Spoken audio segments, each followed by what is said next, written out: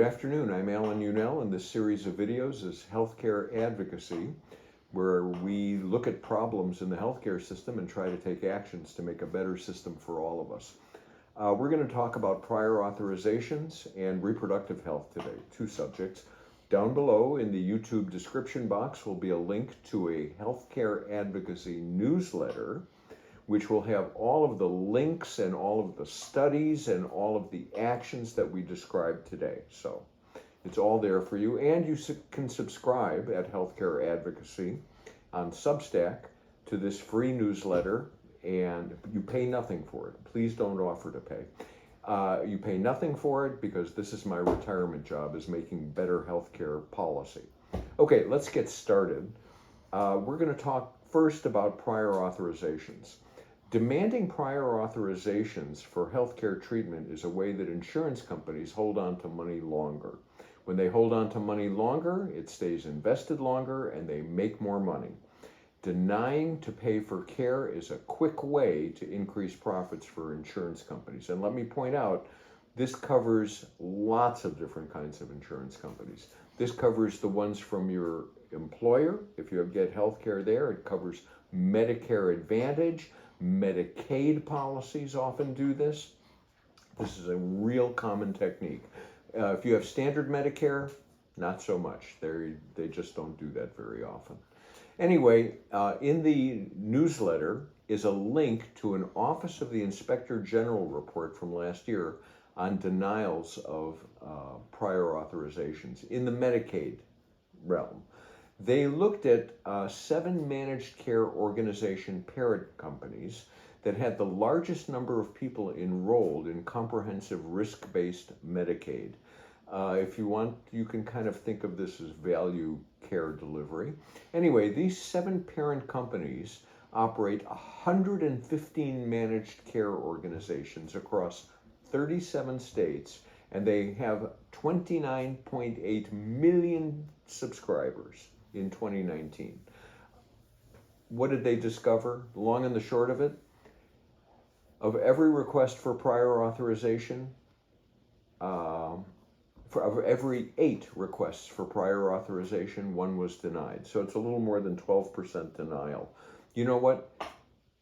What that means is they're holding on to 12.5% of the money as extra profit. It's just unconscionable. Anyway, recall that some companies that I've written about in the past also use automated software to deny prior authorizations.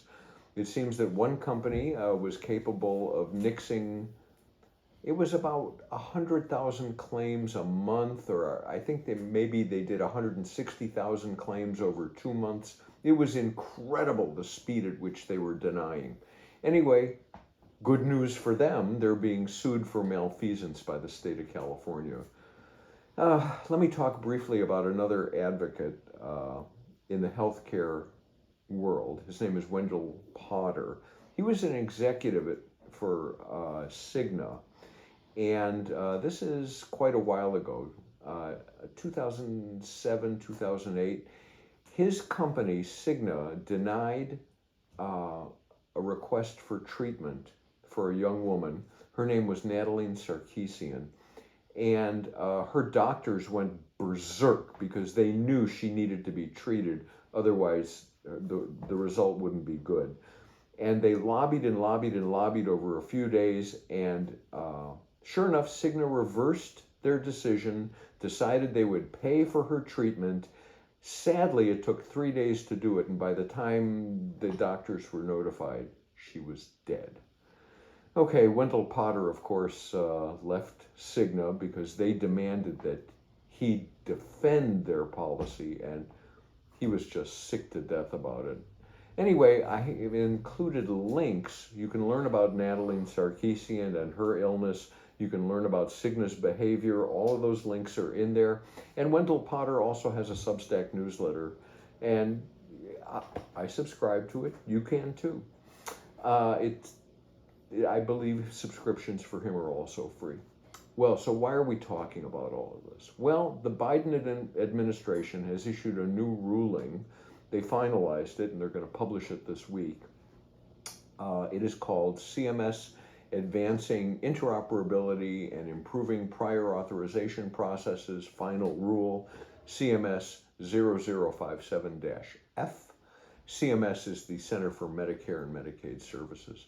At the end of this week, it's going to be published, and we're going to have an action at the end of the week on the rule to provide comments to the federal government. Anyway, but today, the administration's newly finalized rule will require insurance companies who work in federal programs to speed up the approval process and to make decisions within 72 hours if it's urgent.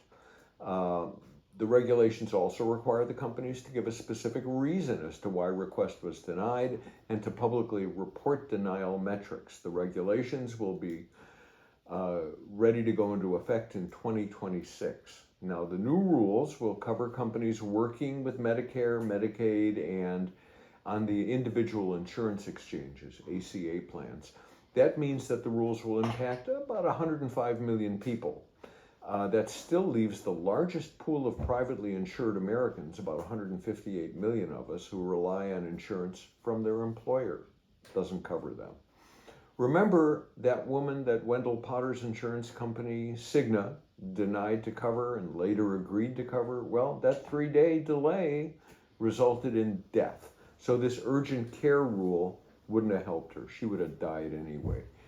The new rules also exclude prior authorizations that are for medication, although the federal government says it's going to work on a new rule for medications in the future. There is a link in my newsletter to the Guardian newspaper story about this item. You can read it there. Look, bottom line, you know what the answer is. If we had universal health care, you and I, we wouldn't be talking about this at all. So let's let our elected representatives in Washington, D.C. know about this new rule. It is a start, but it is the tiniest baby step. Universal health care like H.R. 3421 is really the answer. So down below in the YouTube description box, there will be a link where you can get phone numbers or emails for your representatives, your representative member of Congress, your senators. Let them know about this. Or if you want, I have a template email which will also be in the description box.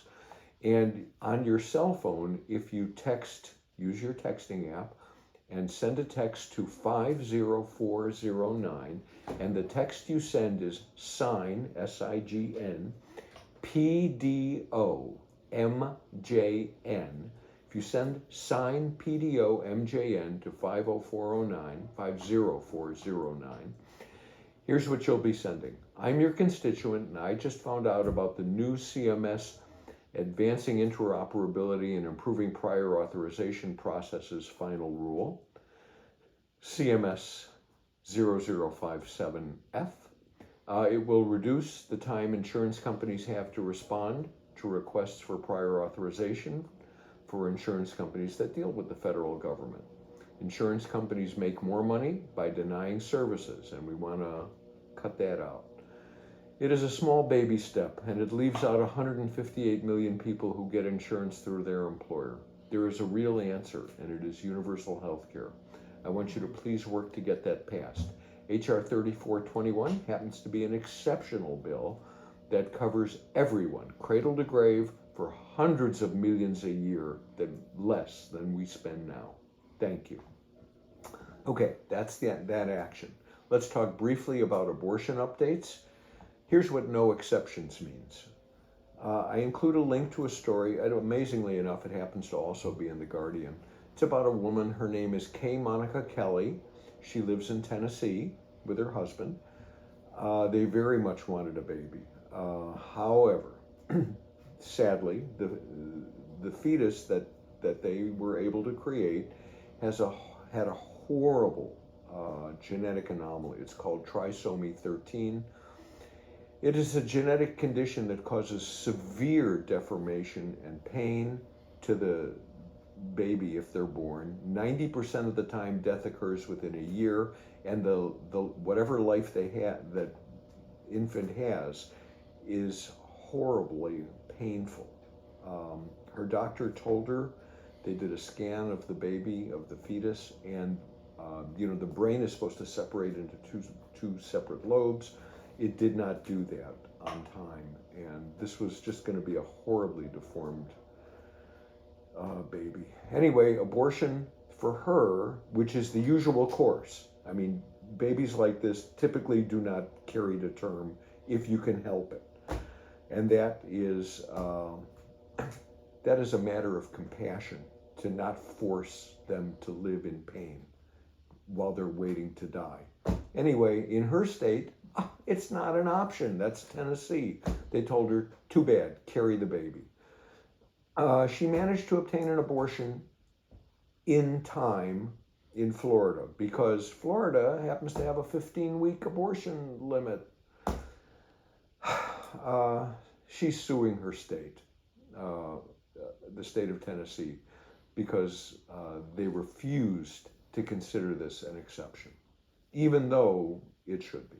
Anyway, here's another action for you. It's an extra credit action. You can tell representatives in Congress to pass the Women's Health Protection Act and the Protecting Access to Medication Abortion Act, both of those.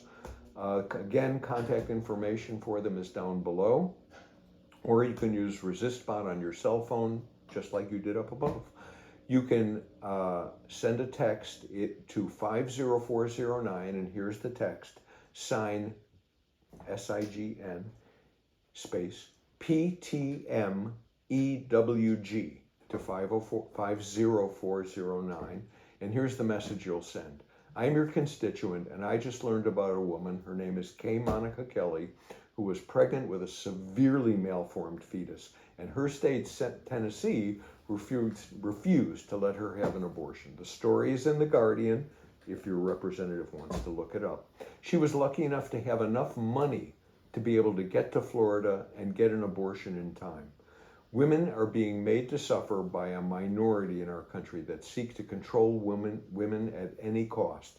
I want you to pass the Women's Health Protection Act to legalize abortion, and the Protecting Access to Medication Abortion Act to make sure that they can get the medicine they need, mifepristone, as they need it by mail.